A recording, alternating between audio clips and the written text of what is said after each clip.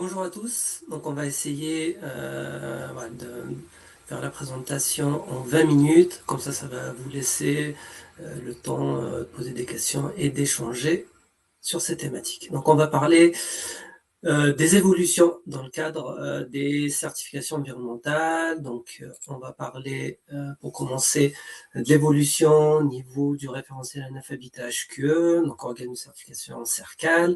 Donc c'est la version 5.1 qui est apparue depuis le 1er janvier 2026.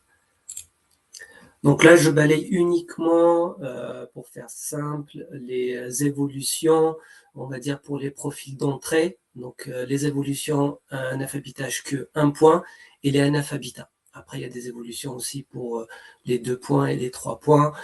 Après, si vous voulez, voilà, qu'on détaille ces évolutions-là pour les profils supérieurs, ça peut faire l'objet d'un autre webinaire. C'est possible. Alors, déjà pour commencer, pour la version 5.1, donc il y a une modification au niveau l'applicatif construction métropole, notamment par rapport aux établissements médico-sociaux, qui prend maintenant en compte la RE 2020 pour ce type d'établissement. Donc, c'est intégré au niveau de l'applicatif. Bien sûr, ces exigences vont s'appliquer uniquement pour les projets qui vont être soumis à la RE 2020. Les opérations qui sont soumises à la RT 2012, bien sûr, vont avoir des exigences spécifiques RT 2012. Donc, voilà, c'était la première évolution. Dans l'exigence déchets, donc, on a complété dans le référentiel la partie évolution du bâtiment, donc avec une grille d'analyse. Donc c'est une aide à la décision qui est destinée aux équipes maîtrise d'œuvre, aux maîtrises d'ouvrage et aux AMO. Donc ça permet voilà, de caractériser le bâtiment avec toutes les solutions qu'on veut y intégrer. Donc c'est un vrai outil d'aide à la décision et de valorisation des actions mises en œuvre dans le domaine de l'évolution des bâtiments. Ensuite, au niveau de la partie chantier à faible nuisance, donc il y a une intégration au niveau du référentiel. Donc là, c'est pour le NF Habitat HQ, dès le niveau d'entrée, donc un point de la partie responsabilité élargie du producteur de produits ou matériaux de construction du bâtiment. Donc c'est la fameuse REP PMCB, donc pour l'acronyme. Donc c'est maintenant dans le référentiel, il y a une obligation de trier les déchets sur place, sur site. Donc on va avoir les 7 flux à gérer et à trier sur site. Donc la fraction minérale, le bois, le métal, le plâtre, le verre, le plastique doivent être triés à la source. Et derrière, identifier les filières de réemploi, réutilisation, bien sûr, recyclage, et derrière, c'est le renvoi à la REP. Ces 7 flux peuvent bénéficier aussi d'une reprise sans frais si les éco-organismes existent, et derrière, les entreprises qu'on a sur site ont adhéré via l'éco-participation. Voilà, donc ça renvoie, pour faire simple, à ce qu'on connaît déjà par rapport à tout ce qui est équipement électrique, électroménager. Donc c'est les entreprises qui payent une écotaxe, et derrière les éco-organismes peuvent venir récupérer les matériaux triés sur site sans frais, donc, et même les transports, donc sans prise en charge.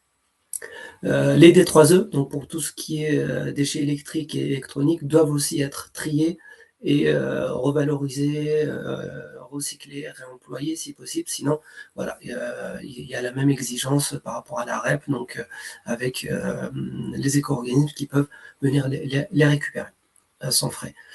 Derrière, si on n'a pas la place ou il y a différentes contraintes au niveau du site, on peut faire un argumentaire et justifier de l'impossibilité de trier sur site. Alors qu'avant, donc le tri n'était pas obligatoire si on avait un tri sur plateforme. Là, le tri sur site est obligatoire de fait, mais si on ne peut pas, il y a un argumentaire à présenter à CERCAL dès la phase conception, notamment au moment de l'envoi du DCE et de l'établissement de la charte chantier propre. Toujours pour la partie gestion du chantier, donc là, ça concerne la déconstruction.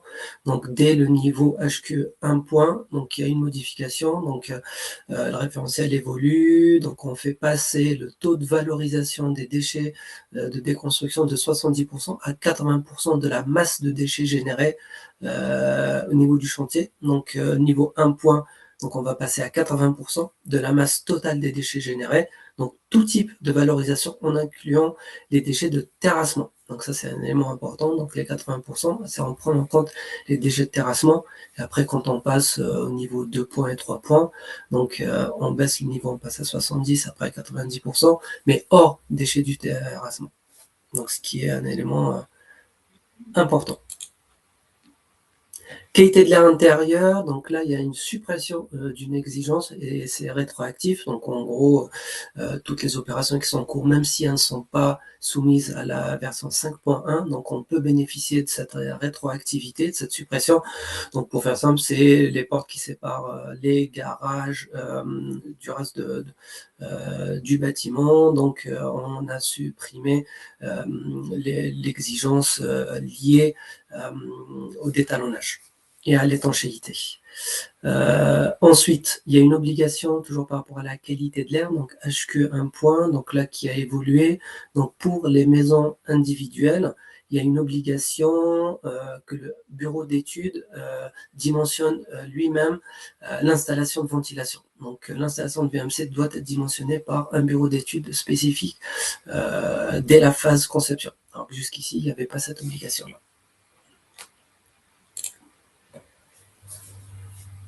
Ensuite, par rapport à la qualité de l'eau, donc ANAF Habitat, là c'est vraiment le niveau d'entrée, au niveau du référentiel. L'échantillonnage pour le test de potabilité a été modifié, donc on est toujours sur un test D1, et derrière, on vient préciser, parce qu'il y avait un flou jusqu'ici au niveau du référentiel, donc pour les logements collectifs, donc le test doit être fait sur le logement le plus éloigné par rapport au point d'alimentation. Et pour les maisons individuelles, on passe à un taux d'échantillonnage de 5% des maisons, et derrière, avec un minimum d'une maison qui doit être analysée si avec les 5%, on est en dessous voilà, de 1. Et derrière, bien sûr, dès qu'on a les résultats du test, bah, s'il y a un dysfonctionnement ou un mauvais résultat, bah, il faut rincer à nouveau le réseau bah, pour obtenir un test parfait. Ensuite, le traitement de la rubrique résilience a évolué aussi. Donc là, c'est pour tout type de bâtiment, donc dès le niveau HQ 1 point, donc avec 3 niveaux de HQ 2 et HQ 3 points. Donc maintenant, dès le NF Habitat, donc, on doit identifier l'ensemble des risques et aléas climatiques, donc à faible et à forte occurrence au niveau de la parcelle. Donc ça, c'est le prérequis. Donc c'est le niveau NF Habitat. Donc identifier l'ensemble des aléas climatiques. Et pour le HQ 1 point, c'est identification des aléas climatiques et détermination d'une solution soit constructive, soit une mesure organisationnelle qui permet de réduire les effets de l'aléa climatique identifié. Donc ça, c'est pour le 1 point. Le 2 points, donc identification et 2 mesures, soit organisationnelles, soit constructives. Et le HQ 3 points, donc c'est 3 mesures pour réduire l'impact. Ensuite, par rapport à la fonctionnalité des lieux, donc il y a eu une évolution donc, du référentiel, donc HQ 1 point, donc c'est pour les maisons individuelles. Donc il y a du coup une exigence d'avoir des occultations, des menuiseries extérieures qui doivent être motorisées pour les maisons individuelles. Toujours fonctionnalité des lieux, donc par rapport au logement, résidence-service et copropriété. Donc on a supprimé des exigences liées au local déchet. On avait des difficultés à la réception, donc notamment à fournir le planning de ramassage mis à jour donc, à la réception. Donc l'exigence a été supprimée du référentiel. Et donc ça, c'est pour l'exigence HQ1 point. Et le NF Habitat, donc du coup, l'espace de stockage où on doit intégrer la signalétique, les pictogrammes et l'organisation des bacs, ainsi que la signalétique aussi, cette exigence est supprimée donc, pour faciliter du coup la réception. Donc on ne parle plus de ces deux exigences liées au local déchet. Pour finir, donc les évolutions de la V5.1, donc au niveau du système de management, donc c'est dès le niveau d'entrée, donc NF Habitat. Donc première étape, c'est d'identifier le périmètre du système de management. Donc il faut qu'on identifie voilà, tous les interlocuteurs qui vont être intégré au niveau du système de management responsable, le périmètre de responsabilité, la planification et comment il s'intègre dans l'organisation générale du projet. Quand on passe au niveau de maturité M2 et M3, là pour le coup, c'est identifier l'organisation, le périmètre et la responsabilité, là pour le coup, pas sur une opération, mais au niveau de la structure de la maîtrise d'ouvrage. Donc voilà, c'est vraiment de définir ce périmètre entre le M1 où on certifie opération par opération, donc il faut qu'on se concentre sur les projets, et au niveau du niveau de maturité M2, M3, c'est par rapport à la structure et à l'organisation. Voilà ce que je peux vous dire par rapport aux évolutions de la V5.1, donc d'une manière synthétique. Et là, on va passer au référentiel bâtiment, énergie, environnement. Donc on attend toujours l'évolution du référentiel B2E, donc qui devrait arriver bientôt.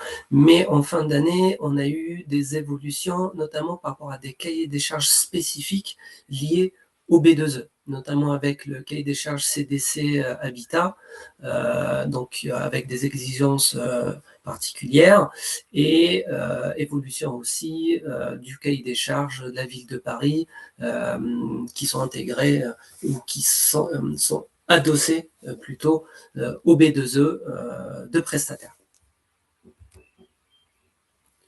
Donc, derrière, le profil groupe CDC Habitat est obtenu dans le cadre d'une demande de certification de labellisation B2E logement neuf à partir de la version du 18 juin 2025 et avec du coup l'application en fin d'année 2025. Donc le périmètre du profil, donc ça va être maison individuelle, les logements collectifs, logements individuels groupés, les résidences seniors, résidences étudiantes et jeunes travailleurs.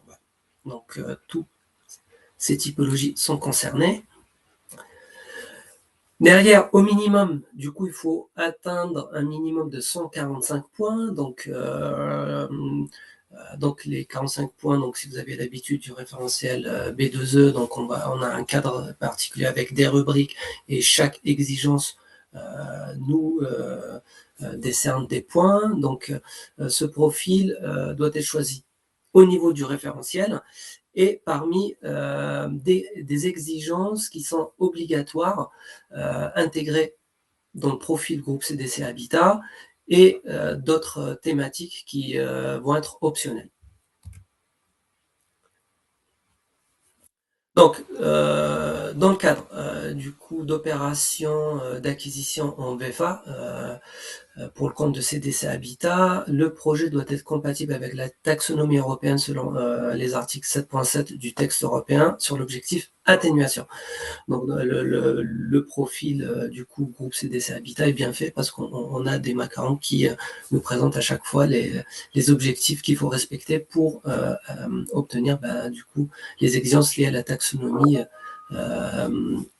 atténuation. Pardon. Et derrière, pour respecter du coup ce profil CDC Habitat, il faut respecter l'ensemble des exigences obligatoires plus une exigence optionnelle. Donc là, voilà, on est les 20 minutes ne nous permettent pas de rentrer vraiment dans le détail. Après, si vous êtes intéressé pour qu'on balaye ce profil en profondeur, donc on peut organiser un webinaire de 20 minutes, ce sera suffisant pour rentrer dans le détail, mais voilà, pour vous donner des idées. Donc l'analyse environnementale et l'indicateur d'écomobilité est obligatoire. Donc l'analyse des risques climatiques sont obligatoires. Avoir un coefficient biotope est obligatoire. La gestion durable de la végétation est obligatoire. La gestion des terres excavées est obligatoire. Derrière, on va avoir l'évaluation des charges niveau plus qui est intégré dans le référentiel dans les cibles obligatoires. Donc le traitement du confort acoustique obligatoire avec pour les bruits de choc entre logements 55 dB, entre logements en circulation 55 dB. Voilà, donc pour vous donner une idée des exigences, donc on va avoir aussi des exigences par rapport au coefficient d'absorption au niveau des circulations, la qualité de l'air, donc il y a un travail sur les matériaux, sur l'évaluation du risque radon quand on est concerné, et aussi une obligation par rapport à l'ameublement où il faut qu'on ait le NF ameublement au niveau des logements. Donc toutes ces exigences sont intégrées à un niveau obligatoire, et derrière pour les optionnels, donc il faut en choisir une. Donc on va avoir des exigences par rapport au bâtiment biosourcé, on va avoir un IC construction 2028, un IC énergie 2028 par exemple, la récupération des eaux pluviales, avoir un local vélo sécurisé. Donc du coup il y a un choix à faire et voilà, déterminer l'exigence obligatoire qu'on intègre au niveau de l'opération. Mais bien sûr, si vous voulez qu'on prépare un webinaire spécifique, on reste à votre disposition, on en parlera à la fin. Et bien sûr, donc ce profil a intégré les seuils réglementaires IC Énergie et IC Construction pour aller chercher les exigences liées à l'exonération de TFPB, donc qui est intégrée au niveau du Code général des impôts, avec bien sûr, en fonction de la date de dépôt de permis de construire, des exigences IC 2025 pour l'IC Construction, IC Énergie, ou 2028, donc en fonction de la date de dépôt de PC. Hop, donc là, ça revient à ce que je vous ai indiqué au niveau du profil avec la grille de lecture pour les exigences optionnelles, les exigences obligatoires et les exigences qui sont hors référentiel. Hop, profil Ville de Paris, donc pour la partie rénovation, pour accompagner les objectifs environnementaux de la Ville de Paris, donc prestataire a créé un référentiel avec un profil spécifique. Cercal aussi a un profil territorialisation Ville de Paris. Voilà, donc tout le monde, tous les organismes de certification accompagnent du coup la Ville de Paris au niveau de la détermination des exigences et l'accompagnement au respect des niveaux de performance environnementaux. Donc derrière, donc il y a une interface, donc on choisit le taux d'occupation inférieur ou supérieur à 30%. On a une grille d'exigences spécifiques dans le cas de la rénovation, et après on va choisir les thématiques qu'on veut respecter et mettre en œuvre. Voilà, donc avec un profil B2E Paris Rénovation, avec une occupation inférieure à 30% et supérieure à 30%, et ça va renvoyer à des modulations au niveau des subventions de la ville de Paris, donc avec une certification obligatoire profil B2E Paris Rénovation, donc avec un forfait de 250 € par mètre carré surface utile. Donc derrière, ça envoie des exigences, par exemple le label BBC Effinergie Rénovation 2024 avec une étiquette A ou B. Pour un forfait de 225 € par mètre carré surface utile, donc il faut avoir le socle technique Effinergie plus une attestation d'atteinte avec un gain énergétique de 60% et un non-dépassement d'étiquette C, et un forfait de 150 € par mètre carré surface utile. Donc on va avoir le socle technique Effinergie plus avec une attestation d'atteinte pour un gain de 50% et un non-dépassement d'étiquette C. Et après, c'est dégressif.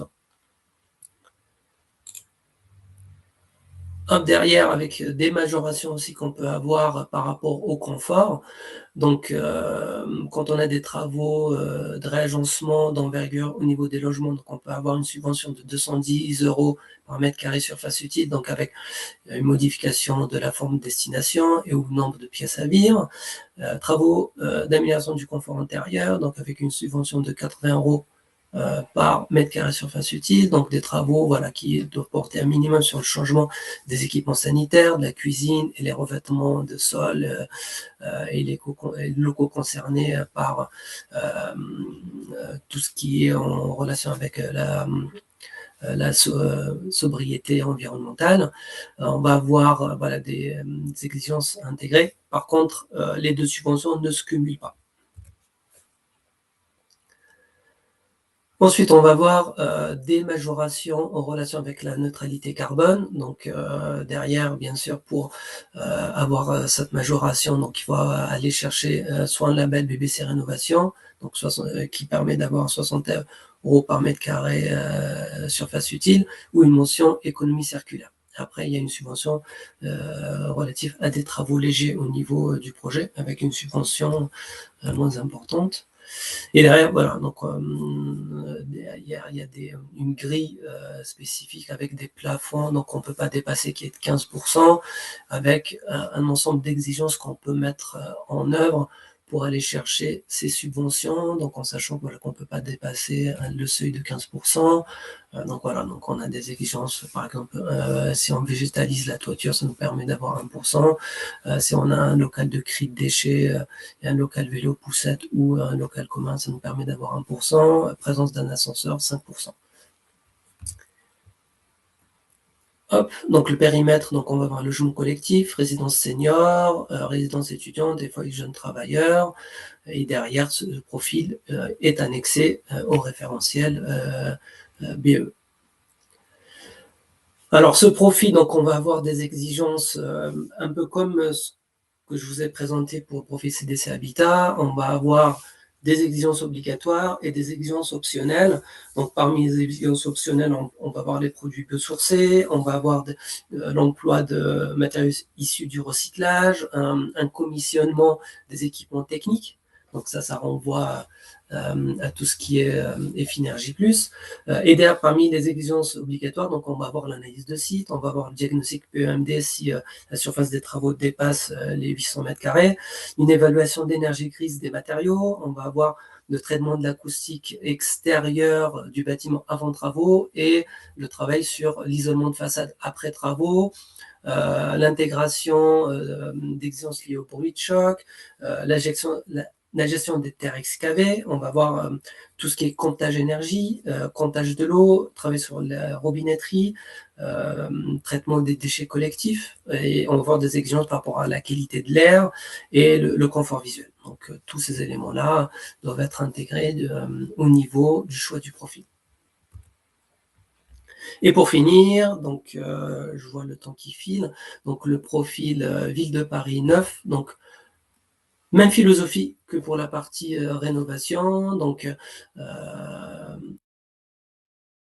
on télécharge du coup les exigences en fonction des objectifs qu'on se fixe, donc en fonction aussi des subventions qu'on vise. Donc derrière, le socle, c'est le référentiel et la certification B2E avec le profil B2E Paris 9 et derrière, par exemple, si on a le label Effinergie plus un B-Biomax moins 20%, donc on peut avoir une subvention de 150 € et le label Effinergie simple, donc du coup ça baisse la subvention. Donc, on va avoir, en fonction des exigences et des labels qu'on vise, des subventions qui sont plus ou moins importantes, donc au niveau des labels qu'on peut cumuler. Je passe rapidement, donc c'est par rapport à la même grille que tout à l'heure, mais avec des exigences adaptées à du neuf. Donc le périmètre, ça va être logement collectif, résidence senior, résidence étudiante, foyer jeunes travailleurs. Hop. Et derrière, au niveau des exigences, donc ça renvoie un peu aux exigences qu'on a vues au niveau du cahier des charges CDC Habitat, donc avec l'analyse environnementale obligatoire, avec le module écomobilité, l'analyse des risques, une charte chantier propre avec un suivi du chantier propre et un bilan de chantier à la réception, une évaluation des déchets évacués avec taux de valorisation à respecter.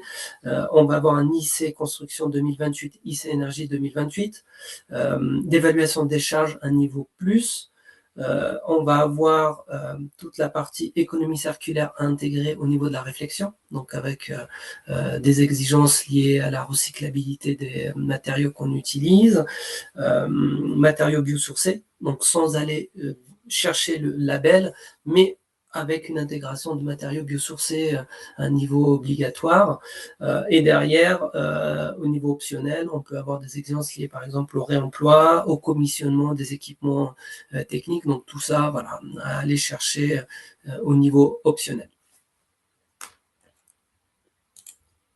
Hop.